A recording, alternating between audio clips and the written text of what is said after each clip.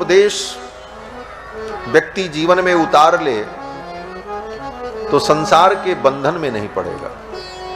वो उपदेश क्या था? बोले ऋषभदेव भगवान ने यही उपदेश दिया था कि हे पुत्रों, ये शरीर तुमको जो मिला है ये केवल भोग भोगने के लिए नहीं मिला है। ये शरीर इसलिए मिला है कि शरीर को पाकर के आत्मकल्याण कर लो। आत्मकल्याण का मार्ग कैसे मिलेगा? तो ऋषभदेव भगवान ने कहा संतों के चरणों का आश्रय लो।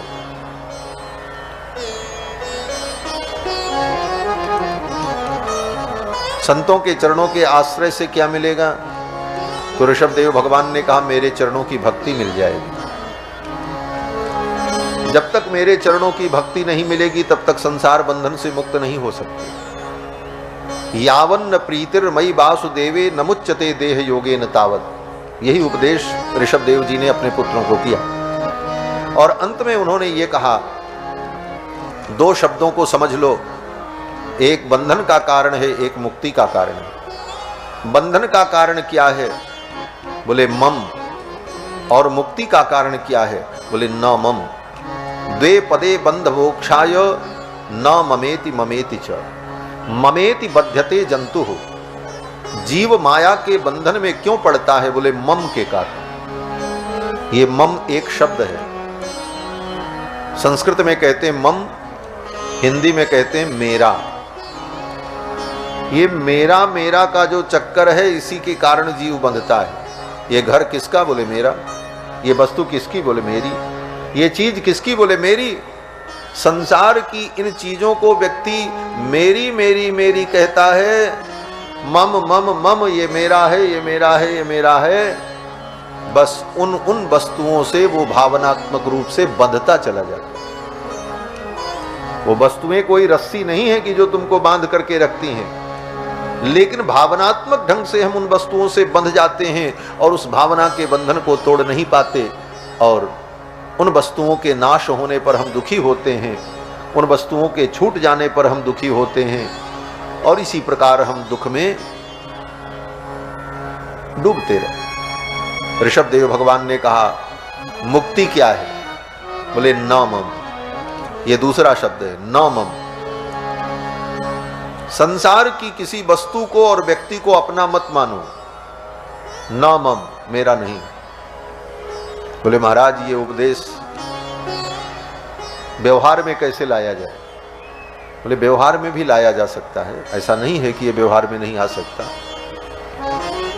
बोले बिना संसार की वस्तुओं के काम नहीं चलेगा। खाना पड़ेगा, कपड़ा पहनना पड़ेगा, घर में रहना पड़ेगा, बीमार होने पर दवा करनी पड़ेगी, कोई आवश्यकता होगी तो किसी की सहायता भी लेनी पड़ेगी। तो फिर ये न मम कैसे सिद्ध हो सकता है? न मम, मेरा नहीं।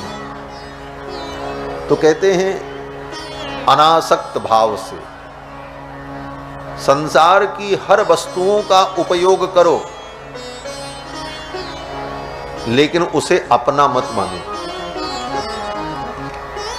तेन त्यक्तेन भुंजी था। ईशावास्योपनिषद के प्रथम मंत्र में ही वेद भगवान ये सूत्र बताते हैं कि तेन त्यक्तेन भुंजी था। त्याग पूर्वक भोग।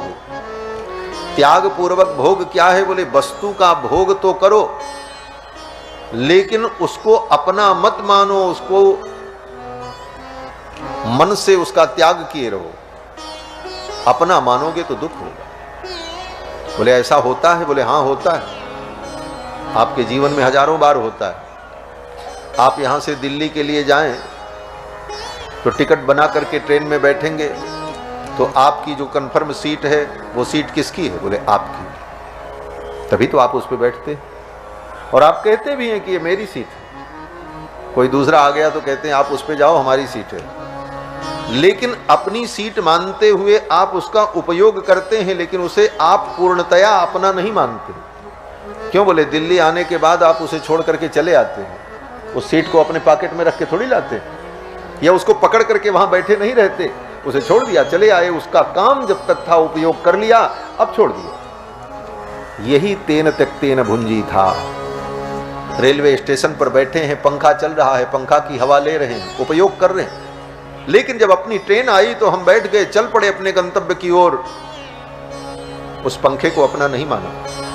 वहां लगे हुए फिल्टर के पानी को, फ्रीजर के पानी का उपयोग हम शीतल जल का करते हैं, लेकिन उसको हम अपना नहीं मानते। उसमें हमारा मोह नहीं होता। जिस प्रकार से इन वस्तुओं का उपयोग करते हुए भी हम मोह नहीं करते, उसी प्रकार संसार की सभी वस्तुओं के साथ हमारा व्यवहार हो जाए।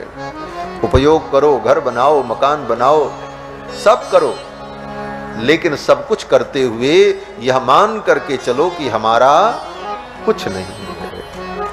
यही ज्ञान है, और ये बहुत कठिन नहीं है। सब कुछ करते हुए कुछ न करना, सब कुछ रहे लेकिन हमारा कुछ नहीं है, ये भाव दृढ़ करना बस। सब कुछ किसका है? बोले सब भगवान का है। संपत्ति सब रघुपति कहे आही, हम तो केवल उसके सरबराहकार हैं, हम तो उसकी देख रेख कर रहे हैं, और जब तक है हम उपयोग कर रहे हैं, और इससे ज्यादा कुछ नहीं। न ममेति विमुच्यते, यही भाव ऋषभदेव भगवान ने अपने पुत्रों को सिखाया, और परिणाम देखो। उन्हीं के पुत्र भरत जी इस ज्ञान को समझते थे, लेकिन हल्की सी चूक हो गई तो काम गड़बड़ हो गया। बोले क्या चूक हुई?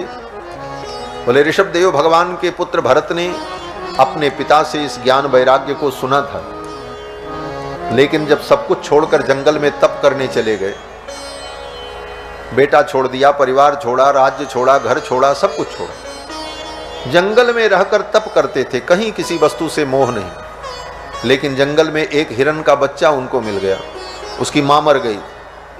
दया के परवश उसको उठा लाए, ला करके पालन पोषण किया, बड़ा हो गया। अब बड़ा हो गया तो छोड़ दो जाए, जंगल में इतने पशु हैं, वो भी घूमेगा। जब उसे आवश्यकता थी आपने उसकी सहायता कर दी, अब उसमें मोह नहीं होना चाहिए।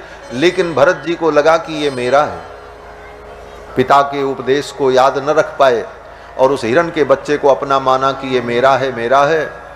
एक दिन वो हिरण का बच्चा कहीं भाग गया, संजोग से उसी समय उनकी मृत्यु आ गई भरत जी की। उसी हिरण के बच्चे का स्मरण करते हुए मरे तो अगले जन्म में हिरण बन गए। इतनी तपस्या करने के बाद भी उनको मुक्ति नहीं मिली, अगले जन्म में पशु बनना पड़ा। क्यों? बोले उस हिरण के बच्चे में मोह होने के कारण उनको अगले जन्म में हिरण बनना पड़ा।